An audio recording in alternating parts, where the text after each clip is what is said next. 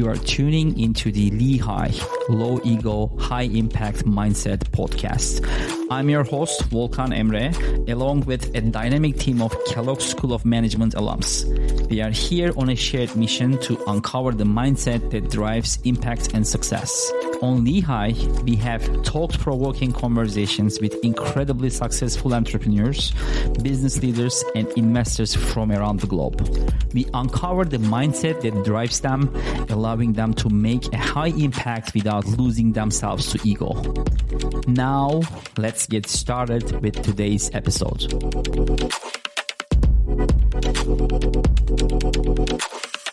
Today, we have a very special guest. We are recording this podcast in Delhi, India.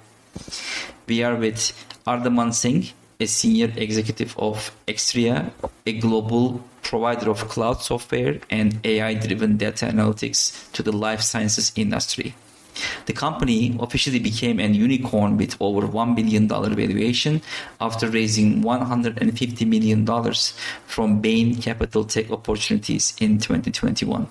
Thank you very much, Mr. Singh, for being with us today. Thank you. It's wonderful to be here.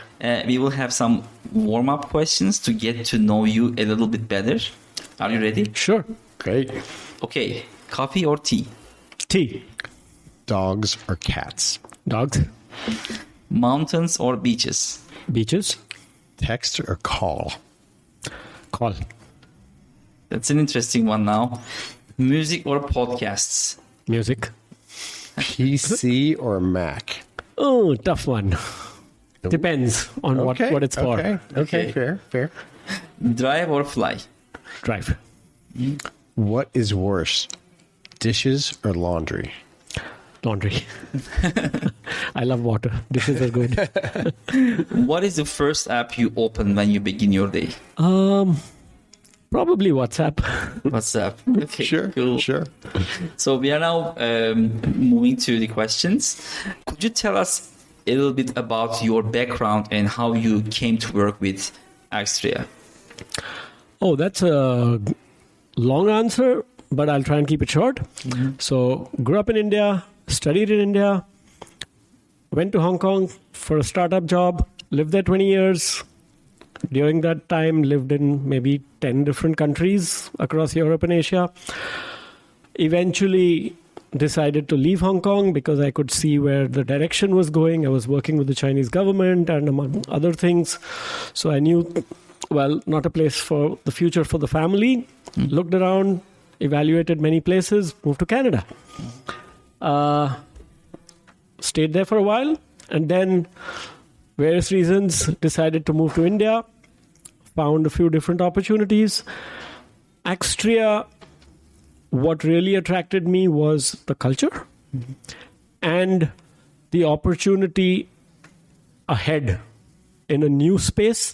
And for me, in a way, it was closing the loop because I started my career as a professor of AI. And now Axtria was all about analytics, and AI was just about starting when I joined. So I said, hey, now I can actually practice AI, because when I was teaching, you couldn't do anything. Neither was the data volume there, nor was the computing power there. So it closed the loop for me in a way.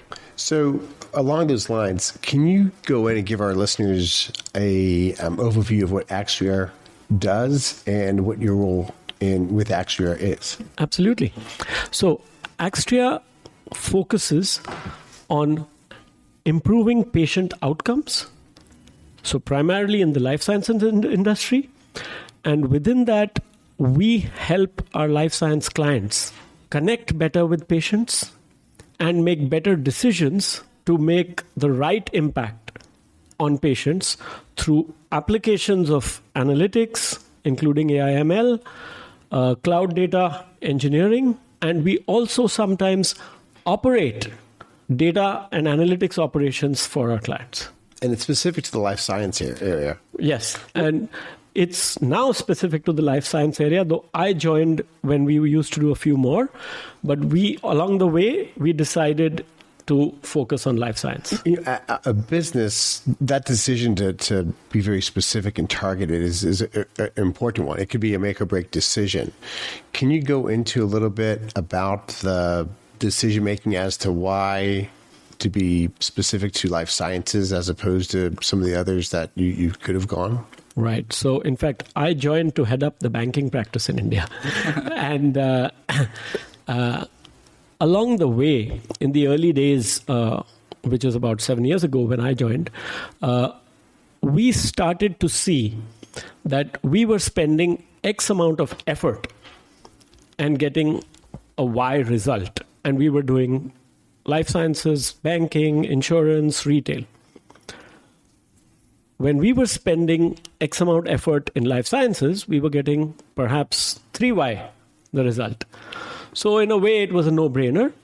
But it also came from the fact that a lot of our senior leadership, and in fact our founders, Jassi and Navi Chadha, they came from the life sciences and analytics background. This is their second startup. That's impressive. And you mentioned the company is a startup, but actually you guys are a unicorn right now. So when we visited you at your office with a group of Kellogg executive MBA students in Delhi, India, you emphasized developing and maintaining the corporate culture for scaling your company, which used to be a startup. Right now you guys are a unicorn.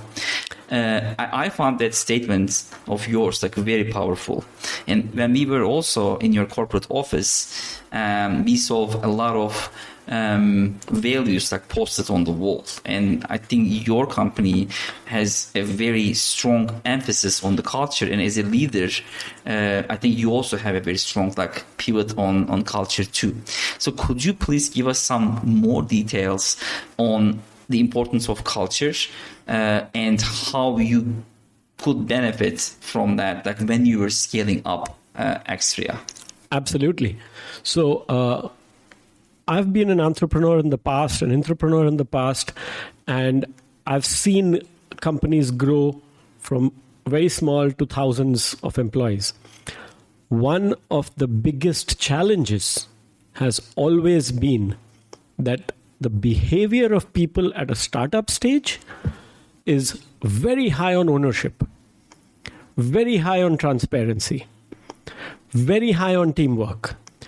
As you grow, and as you are forced to hire people from other companies and cultures, that gets diluted. And then you very often run the risk of becoming just another corporate company, right? I've been attracted in the beginning, and I still am at Axtria, and one of the biggest factors is our continuous focus to protect and grow our culture, because every new hire needs to feel and breathe that culture. Only then can you remain startup level transparency, collaboration, and growth and ownership. Right? If you drop that, you started to lose the game. So along those lines and this goes to the mindset. What do you think your mindset is as an entrepreneur when you in your earlier days? But it sounds like it's also continued through where you are today. What is that mindset that you think it takes to have that successful business? Right. Great question. In fact, that's one of the mindset is one reason I chose the Kellogg MBA too over some others, because the Kellogg MBA was known to be a very teamwork and a collaborative MBA. And that was a major factor for my choice at that time. That applied to Axtria, and that same mindset applies going forward. It's all about how can we win, not about I win. How can we win together? And it's not all about winning. It's about doing the right thing and winning. So I've lived, like I said, I've lived around the world. I've seen many scenarios where it's all about the winning at the cost of your ethics, morality, conscience, what have you. Mm-hmm. That's not something I could live with, and that's not something Axtrians can live with. And that's the culture. Great to hear. And I really absolutely love the term experience in this case. And speaking of Kellogg, would you mind letting us know the impact of Kellogg in your life? You briefly mentioned some reflections that you got from your Kellogg experience, but what else? How would you summarize the impact of Kellogg on your personal and professional life? Okay, personal life. Interesting note. Our batch photograph was put in the South China Morning Post. And I think Steve, who was heading up the Kellogg program in Hong Kong, at a footnote to the photograph, he had written, "This is the Kellogg KHO6 batch and a future alumni." I had my son on my shoulders at the time. So Steve was referring to my son as a future alumni, right? Yeah. So there's a very strong personal connect. And what impact has Kellogg made? It's really made me open up. It's really made me connect. During my Kellogg sessions, during psychometric tests, I test off the chart as an introvert. In class, it doesn't show. No. Right? Yeah, right. But that Kellogg has been a part of that journey for me as a person. Oh, that's great. That's great. So thank you very much. This is really a great answer for our listening audience. I'm sure there will be a lot of people from the Kellogg community. Yeah, they appreciate that too. Yeah, they will definitely appreciate it. Going back to Axtria and your experience with the company.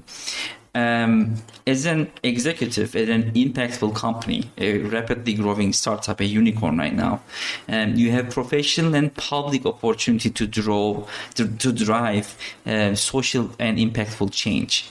What are you most proud of in what you are doing with the influence and ability to make the change that you have today? Yeah, I think that's something that's very close to my heart as well. I always wanted to do work that made a difference, right, in my previous life, and that continues very much at Axtria. Officially, yes, we have our corporate social responsibility programs where we support financially as well as mentoring a lot of kids from low financial backgrounds to achieve their higher education aims at the top universities. We have many of my colleagues involved in teaching underprivileged children, and we have a lot of other initiatives going on through the year. But much more than that, than these official corporate initiatives, first and foremost, we get to touch patient lives. Even the case study you would have seen in class the other day about how we are able to reduce misdiagnosis of disease so that patients don't spend years on the wrong medication or on no medication. Now, that's very close to each one of us, right? That's powerful. On the other side, I as a leader get to help and watch my teams grow. That gives me immense satisfaction to watch them grow, to push them to grow faster than they normally would have. Then I know there's a delta difference I'm making and my managers are making for their teams. Right. So there's dimensions of broader social responsibility and satisfaction. There's also the dimensions of, the teams you work with. Yeah, I imagine a lot of aspiring entrepreneurs that are listening are trying to figure out or hearing or your message is resonating with them. What would you tell them? I'm sure if they say, I'd love to be in your shoes someday, but every entrepreneur's journey is different. Every person's journey is different. How would you tell them to approach the beginning of their journey to get possibly into your shoes? See, I've seen entrepreneurs of all kinds. The first and foremost thing is be true to yourself. Because if you are a very outgoing and a very I-centric person, accept that. And then choose, do I want to grow or change? If not, be true. you will then have a culture as an entrepreneur that is true to you, and you will be able to actually flourish. It's not easy to be non-authentic, right?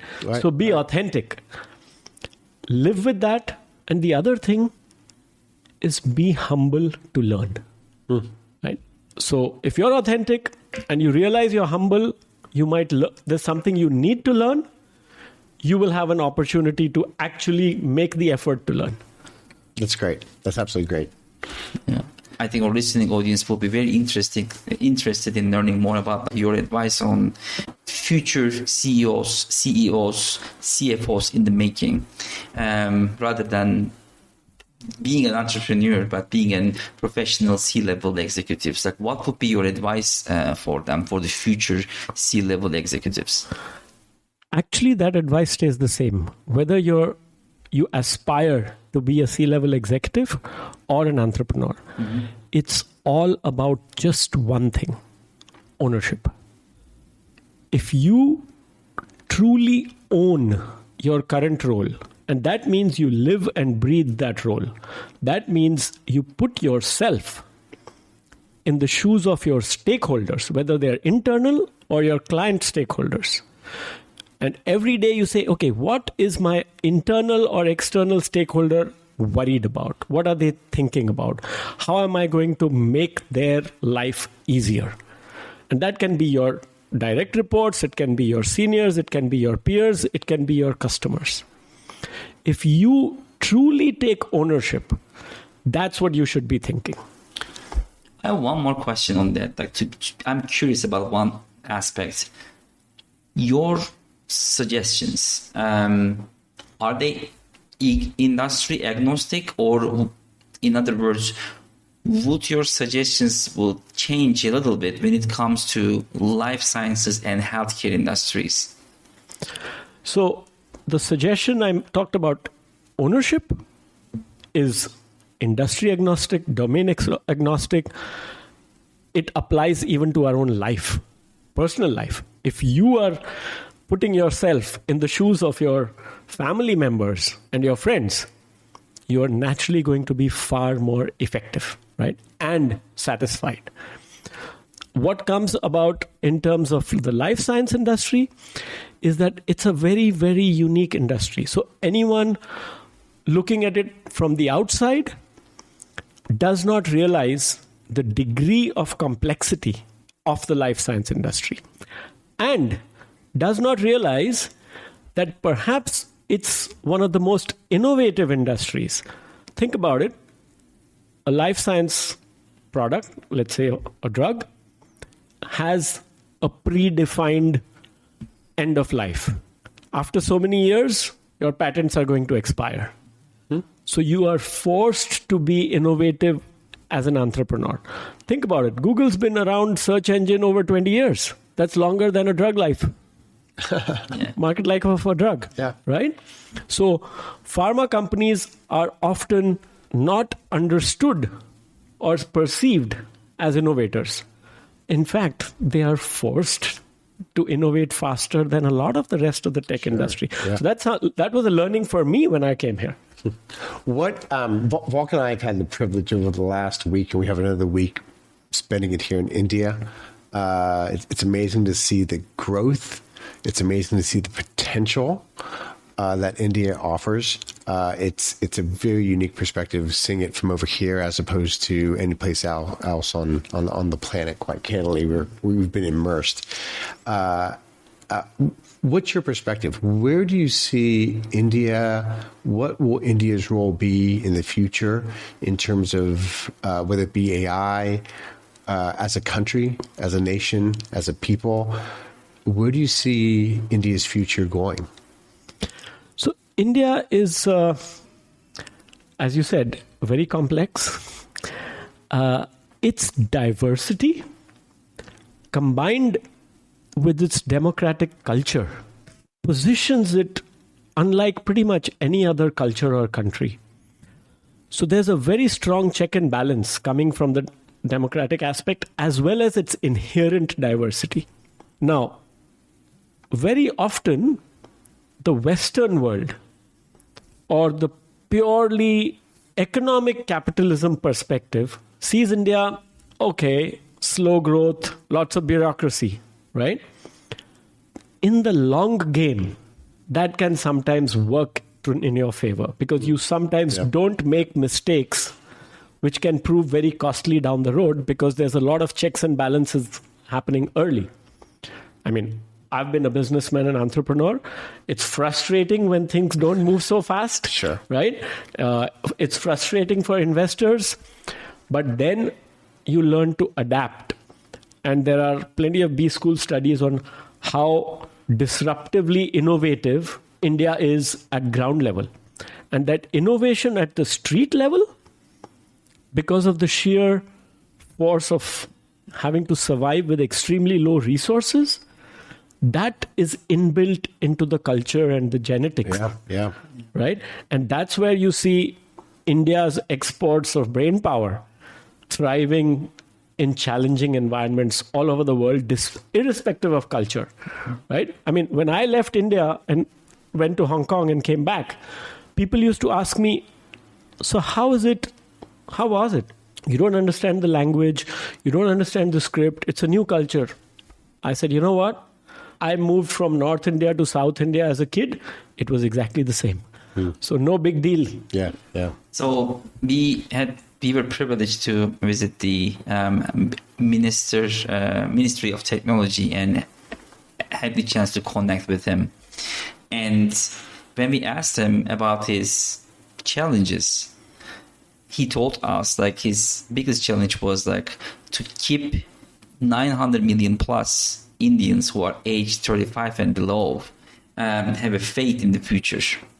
And this was a very, very powerful statement for me. And I really see a lot of parallels like between his statement and your statement. So I'm really curious, like Kostas briefly mentioned about the future. So AI is really one of the biggest like discussion topics, and we have been here for about a week right now. And one of the things is like one of the goals of India seems to be developing deep tech products and scaling AI to the next level. In your view, like what is next for AI? And in that particular next chapter of AI, where do you see Axtria and India overall? Right. So talking about Axtria, so we've already been experimenting and actually rolling out AI-driven service solutions, but even more AI-embedded products. Not one, but across our product portfolio of Sales IQ, Data Max, Customer IQ, Insights Max, and Marketing IQ. Right? And some of that we shared when you visited us.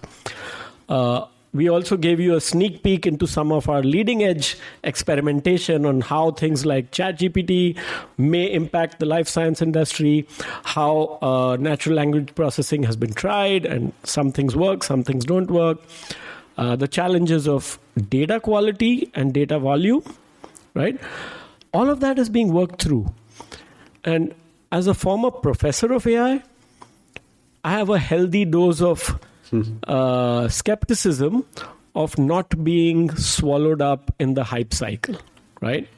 It's AI now. A few years back, it was robotic process automation. A few years back, it was something else. Right now, it's also no-code environments. But looking forward, language-wrapped AI is definitely here to make a very big impact. ChatGPT is one example. The latest version includes images and videos. Amazing. Right? So amazing. So that is going to disrupt many industries and many functions. Now, what does it mean to people and to India? There are huge opportunities now to bring people together, because if you can do AI in natural language, now India has got hundreds of languages. So if we just look within India and you start applying natural language AI, you're suddenly addressing a much larger population who can now be part of the game of the growth that's driven by AI, right? The same skills that we use to apply AI across languages in one country will also allow India to apply, we do a few hundred languages here, we add a few more hundred, we cover the world, right? No problem. Right? So I think the education system is going to be challenged a lot. It was already challenged. Now that challenge has just become another factor, multiplication. The other area is that people will not be constrained by having to be deep coders anymore. One of the toughest challenges is going to be now, how do you validate what the AI is telling you, right? And that's a huge challenge. If the AI is telling you this, how do you validate? Is it really true? Is it really the decision we should be making or not making, right? That is a challenge that's been thrown up by, once again, right? Technology moving far ahead than society's ability to digest and deal with it. Yeah, that is. I hadn't really thought about it from the natural language perspective. I mean, I'm actually letting it sink in as I'm talking it through here the idea of self-learning, maybe this is the professor side of you coming out here, but the idea of, huge populations that right now don't have access to formal educational facilities, but they have access to a phone. And the idea that, I'm learning from AI right now. I can only imagine how impactful it would be to, those that don't have access, but they have access to a phone and they can ask questions and they can learn. And exactly. Who knows, you might have people learning how to code through ChatGPT. Absolutely. It's the potential's It started. Yeah. Thank you very much again for being with us today. I have a wrap-up question. Is there anything you would like to share with our listening audience? I would go back to what I said about ownership. Take ownership of your life. Take ownership of your decisions. Ownership of your career. Don't find others to blame. That's insightful. The world, we're part of nature. Nature, by definition, is chaos, chance. Nothing is predictable. Nothing is fair. Accept that and thrive. Thank you for diving deep with us on another episode of LEHI, Low Ego, High Impact Mindset. Join us every week as we discover the stories, strategies, and insights that will empower you to grow personally and professionally. Stay inspired and catch you in the next one.